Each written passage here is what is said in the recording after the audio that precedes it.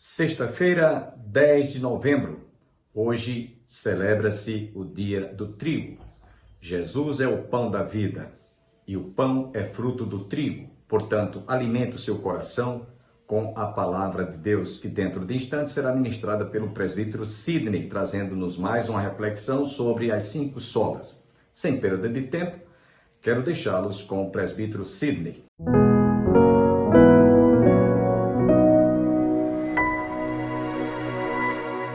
Nós vamos ler um texto em pé. Nós vamos ler um texto que eu li ontem. Está no livro de Romanos, só que nós vamos ler o capítulo 11, só um versículo só, que é o versículo 36. Romanos 11, versículo 36.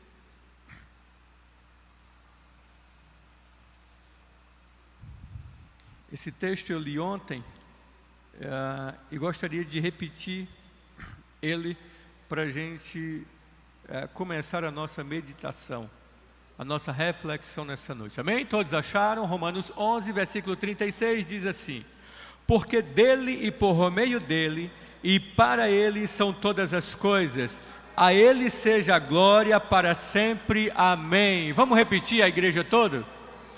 Porque dele, por meio dele e para ele são todas as coisas, a ele seja a glória para sempre. Amém. A igreja pode sentar. Amém, amém, amém, amém. Pai, em nome de Jesus, nós te pedimos agora, pela tua palavra, pela reflexão neste momento, que teu Espírito Santo nos dê entendimento e faça-nos reconhecer, ó Deus, tudo que for proposto e colocado nesta noite, possamos sair daqui, ó Deus, cheios, ó Deus, da tua palavra, como fomos cheios do teu louvor, em nome de Jesus. Amém. Amém. Irmãos, hoje os irmãos sabem, já foi dito aqui, que esse mês, este mês agora, de outubro, particularmente no dia 31, se faz aniversário da Reforma Protestante. Se eu não me engano, são 506 anos, se eu estiver errado, me conserta aí os pastores, são 506 anos da Reforma Protestante, né? E se a gente parar bem para pensar e olhar na história da igreja, a gente não faz tanto tempo assim, não faz tanto tempo assim. A gente não vai olhar para a nossa idade, se for, a gente vai olhar e vai ver que tanto. Mas se a gente perceber, e se a gente analisar, há 506 anos atrás, a igreja estava numa calamidade só. Se os irmãos puderam observar e ver que os presbíteros que passaram por aqui, presbítero Roncalli, Everaldo, o próprio Alberto, mencionaram sobre algumas solas, e é exatamente isso que nós estamos fazendo durante esse mês, né? Foi proposto a todos os presbíteros, como eu acabei de falar anteriormente, de trazer uma meditação sobre as solas, que na verdade, em latim, quer dizer somente, né? Sola quer dizer em latim, uma tradução somente, né? Então, e com maestria, cada um dos presbíteros me ajudaram bastante, porque cada um que falava, apontava para a pessoa de Cristo, sempre trazia a relação, a fé, a palavra, né, a graça, mas sempre mostrava a pessoa de Cristo, do Senhor Jesus. E coube a mim ficar nesta reflexão, nessa meditação de hoje à noite, a pessoa do Senhor Jesus. Mas eu quero que os irmãos entendam antes, por que isso, muito embora os meninos já tenham falado,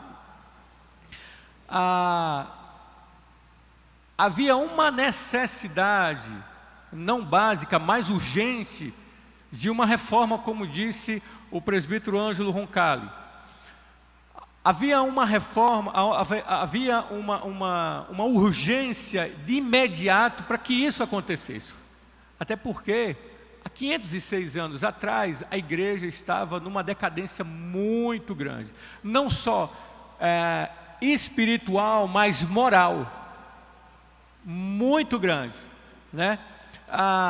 Tanto é que as solas, as 5 solas foram a base da teologia, né, do protestantismo. A base que teria que ter as coisas mais simples, por isso que veio somente Cristo, ou somente a Escritura, somente a fé, né, e os irmãos já sabem, somente a graça, a glória somente a Deus. Era necessário porque, diga-se passagem, não me leva a mal, havia uma bagunça na igreja naquele período.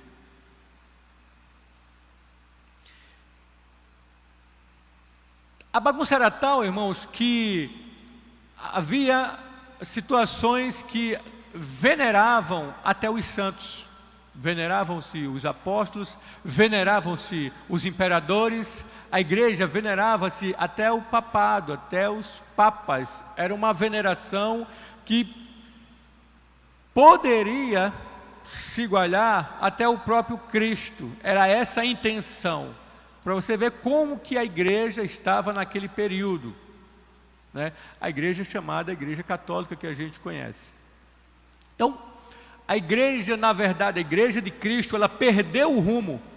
Ela saiu da centralidade, né, da pregação, da ministração da palavra dos santos apóstolos, e aí começaram a entender e colocar coisas que não tinha, que não fazia, agora até por seus próprios preenchimentos, até por seus próprios prazeres, né? Havia naquela situação, eu não quero entrar na história propriamente dito, porque o foco é Jesus Cristo hoje à noite, mas havia situações em que você poderia até mesmo comprar a sua salvação. Todo mundo sabe disso, inclusive a história fala sobre isso. Se a gente pegar livro de histórias falando sobre o protestantismo ou sobre a igreja naquele período, a gente vê que a igreja, você poderia comprar a sua salvação. Até histórias que reis compravam com muito dinheiro os seus pecados futuros que eles iam cometer, mas como estavam pagos, e a igreja aceitava isso como oferta, por quê? Porque o dinheiro estava entrando dentro da igreja. E naquele período tinha uma necessidade grande, porque a igreja de Roma, a Basílica de Roma, ela estava sendo construída. E como era muito dinheiro, tinha que entrar muito dinheiro. Muito dinheiro. Então, disse tudo se poderia inventar para que caísse dinheiro para ir para o céu e para fazer a Basílica. Que é uma coisa, tem uns filmes antigos, bem antigos, que retratam sobre isso. A história de reis, a história de degraus que se faziam, que você subindo o degrau e dando oferta, você tinha muitos pecados seus perdoados. E assim você entraria no céu. Inclusive, um procurador que foi enviado não só pelo Papa, mas pelo imperador naquele tempo, não lembro o nome dele agora, não me falha a memória, mas o procurador, ele veio, ele usou a frase dizendo que cada moeda que entrava no cofre, uma alma saía do purgatório. Não sei se alguém já ouviu falar sobre isso, mas se usava esse termo para extorquir os irmãos, que a maioria eram pobres, trabalhadores, não faziam parte, né, da alta sociedade, e conseguiam fazer. Tanto é que a gente vê os exemplos de hoje, né, como se encontra lá a Basílica de São Paulo, de São Pedro, desculpa. Em meio a tudo isso, Martinho Lutero, com suas dores e com os seus traumas na alma e emocional, se fez necessário, não vou contar a história dele, até porque já foi dita por alguns irmãos aqui, alguns presbíteros, mas se fez necessário, ele viu a necessidade de ler a palavra e reconciliar-se com Deus. Ele viu que Paulo escrevia, né, e aquilo chamou tanto a sua atenção, que a partir daquele momento o Espírito Santo na vida de Martinho Lutero, irmãos, ele acendeu o coração daquele ficar inquieto e não querer ter uma vida daquela. Vale lembrar, irmãos, que já foi dito aqui, e a gente sabe disso, que Martinho Lutero não queria se desfiliar da igreja, não queria uma rachadura na igreja, mas na verdade não foi ele foi obrigado a rachar, porque a maioria do clero ou da igreja não quis comungar com nenhuma das suas teses. E a gente sabe muito bem, né, que Martinho Lutero, ele prega na porta da igreja, né, as suas 95 eram, como disse os irmãos, era um quadro de aviso, não só funcionava como quadro de aviso, mas também era uma proposta de debate que se fazia quando se colocava os avisos de frente da porta da igreja. E o que foi que aconteceu, esse debate de Martinho Lutero, que para ele expor a palavra, expor as escrituras, o conhecimento da palavra, o que ele queria, não trouxe muito resultado para ele, para a igreja, na verdade. Para ele, porque ele já conhecia, né? A luz da palavra de Deus tinha aberto os olhos de Martinho Lutero, porém para a igreja ia ser uma calamidade total, porque a igreja estava fadada ao pecado total. Eu digo pecado total no sentido de não voltar às Escrituras, porque aquilo que a igreja estava fazendo naquele momento estava trazendo muito lucro para ela. Uma dessas solas, ou um desses pontos que ele falou, né, foi somente Cristo.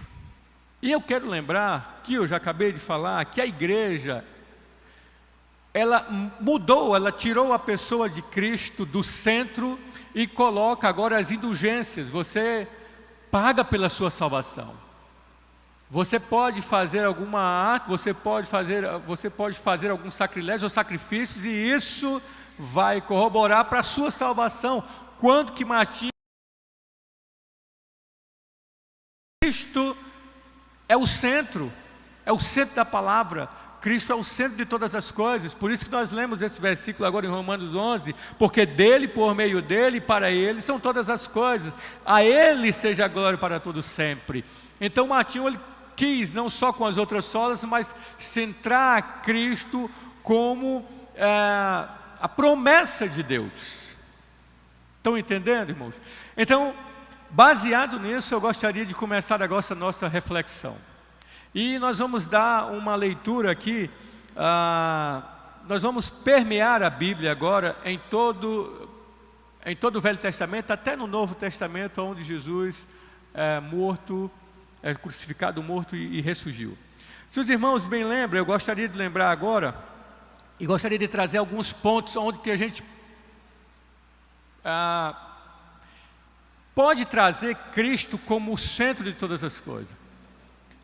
Talvez alguém ou alguma pessoa por acaso possa lhe indagar por alguma coisa, ou até mesmo a pessoa de Cristo, e você talvez não saiba até se conduzir ou falar, ou tenha certeza, porque você tem fé e o Espírito Santo testifica com o teu espírito que Jesus é Filho de Deus, o Salvador, mas talvez você não tenha argumentos para falar. E esse primeiro argumento que nós vamos ver está em Gênesis, na criação. Lá em Gênesis capítulo 1, se os irmãos puderem acompanhar, lá capítulo 1, a Bíblia fala que, versículo 1 diz assim: no princípio criou Deus os céus e a terra. Em primeiro lugar, Deus criou todas as coisas. No princípio, Deus criou. A intenção de Deus era criar alguma coisa, e Ele criou os céus e a terra. Já daí a gente já vê que Deus tem um plano, fazendo e arquitetando, né, para construir. A ideia de Deus é fazer alguma coisa, e Ele quis fazer alguma coisa. Então, no primeiro lugar que a gente pode entender é que Deus criou todas as coisas, como diz Gênesis capítulo 1, e eu creio na Bíblia, como assim você crê. No princípio criou Deus os céus e a terra. Quando passamos os restantes dos versículos e capítulos, nós vamos ver que no capítulo 2 do mesmo capítulo 2, do mesmo livro de Gênesis, a gente vai entender que Deus cria o homem. Na sua criação inicial, Deus cria o homem e a mulher. Uma perfeição de Deus, né? Lá a gente vai encontrar lá no capítulo 2 também, tanto no capítulo 1, versículo 26, como no capítulo 2, né? Aqui no versículo 7. Então, no capítulo 2, versículo 7. Então o Senhor Deus formou o homem do pó da terra. Ele soprou nas narinas o fôlego de vida, e o homem se tornou um ser vivente. Eu gostaria que os irmãos lembrassem desse versículo, que lá na frente nós vamos ver uma pessoa fazendo a mesma coisa. Mesma coisa. Então o Senhor Deus formou o homem do pó da terra. Ele soprou nas narinas o fôlego de vida, e o homem se tornou um ser vivente. Então a criação de Deus, nesse exato momento, se torna perfeita. Tanto é que nós vemos que Deus descansou da obra que Ele fez. A criação, nós temos que entender. Eu gosto muito, quando eu estou evangelizando, de explicar o plano da salvação, da redenção de Deus, começando desde o início, irmão. Desde o início. Se a pessoa tiver paciência, eu explico desde o início. Então o que nós estamos vendo aqui é que Deus criou todas as coisas, criou os céus e a terra, criou o homem e a mulher. Porém, esse homem peca junto com a mulher. O homem peca. Nós não temos na nossa racionalidade, meus irmãos, nós não temos o tamanho do estrago que nós fizemos, ou que nossos pais fizeram, a criação de Deus. O tamanho do pesar, do pecado, da proporção, nós sabemos que é. Nós sabemos que foi muita coisa, nós vimos muita coisa, né? Uma das coisas era que os animais não se comiam um ao outro. Então o pecado fez uma bagunça terrível. Terrível, meu irmão. Por isso que, nesse momento, eu gostaria que você entendesse que quando a gente peca, quando a gente quer, a gente faz um estrago grande. Muito grande. Então, Adão e Eva pecam, mas Deus vem tentar consertar o erro. E de imediato consertar o erro. Por quê? Porque eles se viram nus. A palavra fala lá em capítulo 3 de Gênesis que quando Deus vem dar a sentença, quando ocorre o pecado, o erro dos nossos pais, Adão e Eva, e que Deus vem conversar com eles no jardim, que eles escutam os passos e a voz de Deus, eles se escondem porque eles estavam nus. Agora preste atenção, irmãos, que quando Deus conversa com Adão e pergunta quem disse a ele que ele estava nu, e ele sai jogando uma culpa, e o outro sai jogando a culpa para a serpente, e não tem mais para onde a serpente dá desculpa, e Deus começa a dar sentença agora para cada um. E aí, no capítulo 3, Deus dá a sentença tanto com o homem para a mulher, mas agora Ele vem falar com a serpente. Né? Muito embora a serpente foi que recebeu em primeiro lugar o castigo. Só que daí, Ele vem conversar com a serpente e amaldiçoar a serpente. Os irmãos já sabem que a serpente, a partir daquele momento, rastejaria e comeria do pó. Mas aí ele tem um diálogo com a serpente, e ele diz assim, que do ventre da mulher nasceria um que feriria a cabeça da serpente, e a serpente feriria o calcanhar dele. Daí é o ponto principal que converge ao nosso Jesus. É daí que sai a promessa de Deus. A Bíblia não relata aqui, eu não vi nenhuma, nem na minha versão, nem outras, que foi um cordeiro que foi morto para vestir eles. Eu penso que sim. Por quê? Porque Deus dá a sentença à serpente, e daí dessa sentença depois é que Ele vai dar a sentença ao homem e à mulher, e depois Deus vai matar um animal para que cubra. Agora pense só, irmãos, olhe para cá e pense o seguinte: no momento em que os nossos pais morreram, e que a desgraça tinha sido feita, por uma desobediência, e Deus mostra o seu amor pela sua criação, e até hoje, Ele sentencia um inocente. Dali ele já sentencia um inocente. Tanto é que um animal inocente, que não tinha nada a ver com isso, é morto para encobrir ou para cobrir toda a nudez dos nossos pais. Daí a gente entende que Adão e Eva, por mais que fizessem alguma coisa, não iria apagar o erro que eles fizeram. O que eles poderiam fazer, ou tentar fazer para que Deus mudasse de ideia, não iria mudar de ideia. Porque Deus foi taxativamente misericordioso, matando um animal que não tinha nada a ver. Tipificando a pessoa do Senhor Jesus, que mais tarde, lá depois, ia morrer na cruz do Calvário. Então aí a promessa de Deus, a promessa que viria um descendente da mulher, que esmagaria, pisaria, feriria, né, a cabeça da serpente.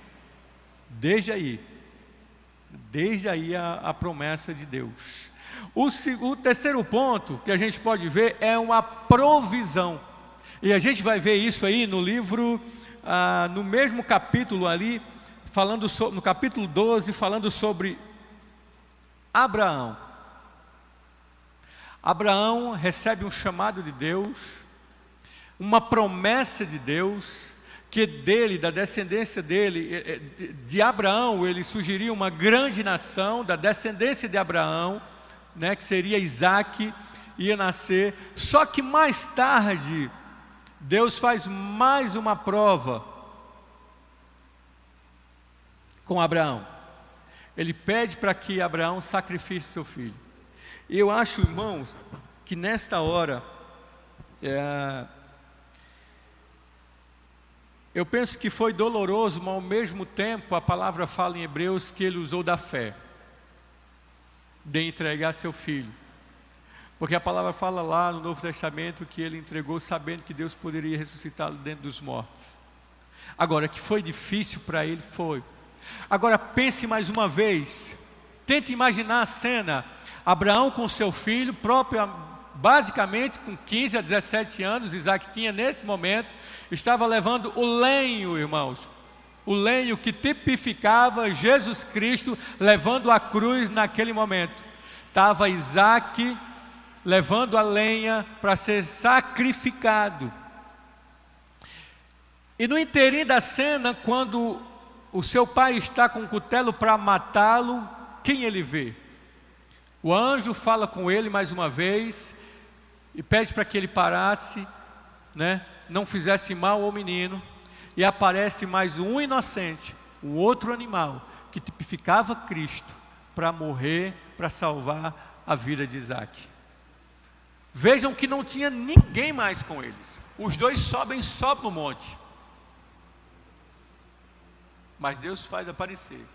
Aparece de repente. Deus pede para que ele olhe de lado e ele veja mais um animal inocente, que não tinha nada a ver com a vida de Abraão nem de Isaac, mas foi sacrificado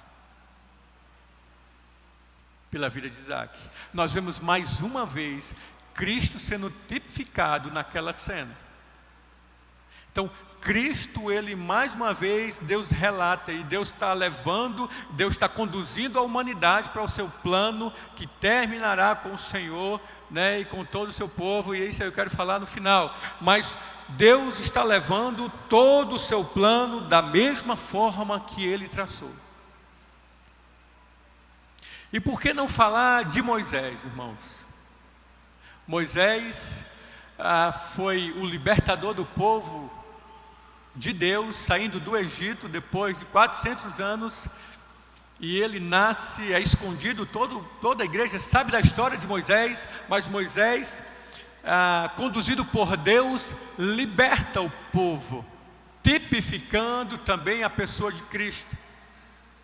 Só que, lá na frente, tem umas coisas, irmãos, que eu fico pensando, como que Cristo aparece no Velho Testamento como que Deus mostra que Ele vai trazer um libertador, como que Deus mostra para todo o povo e o seu plano que está conduzindo perfeitamente, sem um erro, e Ele mostra que aquele libertador que nasceria desde o Éden, do ventre de uma mulher, estava se conduzindo e não houve nenhum erro sequer, Moisés, ordenado por Deus, ele liberta o povo, tipificando o próprio Cristo que libertaria, o seu povo. E nós, graças a Deus, nós fomos eleitos e libertos por eles. Agora, só que Deus manda a lei para Moisés. E a gente vê lá em Levítico, tanto a lei como os sacrifícios eram ordenados e colocados. E, irmãos, nenhum ser humano poderia e pôde jamais cumprir toda a lei. Nem o próprio Moisés, a quem Deus o entregou. A gente vê que só Cristo lá na frente, Ele vem dizer: eu não vim revogar a lei, eu vim cumpri-la. Eu vim cumprir todo o projeto do meu Pai. Então Moisés, ele lança a lei, mas nenhum ser humano era capaz e foi capaz de cumprir, sempre pecando num ponto e no outro.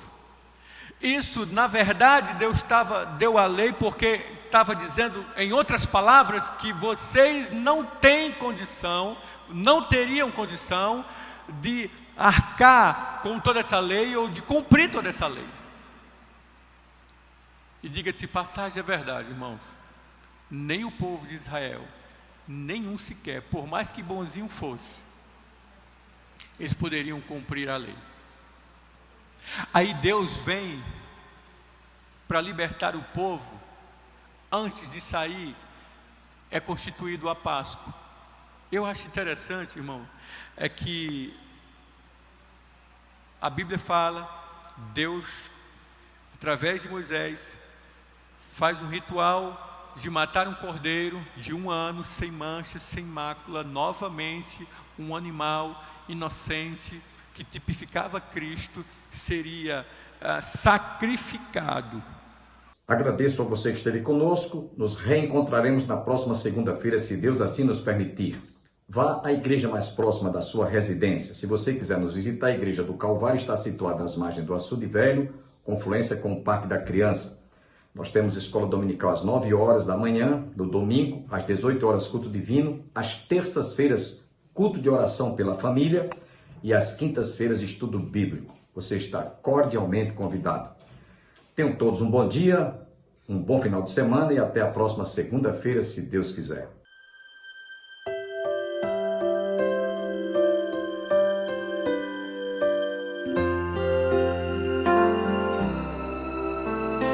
Deus tem um plano em cada criatura. Aos astros Ele deu o céu, para cada rio Ele deu um leito e um caminho para mim traçou. A minha vida eu entrego a Deus, pois o seu Filho entregou por mim. Não importa onde for, seguirei meu Senhor, sobre terra e mar, onde Deus mandar, irei. Deus enumera cada grão de areia, as ondas o venceu mandar. As aves em seus rumos lhe obedecem,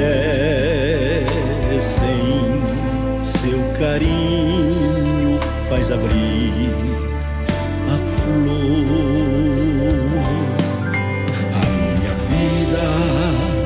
eu entrego a Deus. Pois o seu Filho entregou por mim. Não importa onde for, seguirei meu Senhor, sobre terra ou mar, onde Deus mandar ir.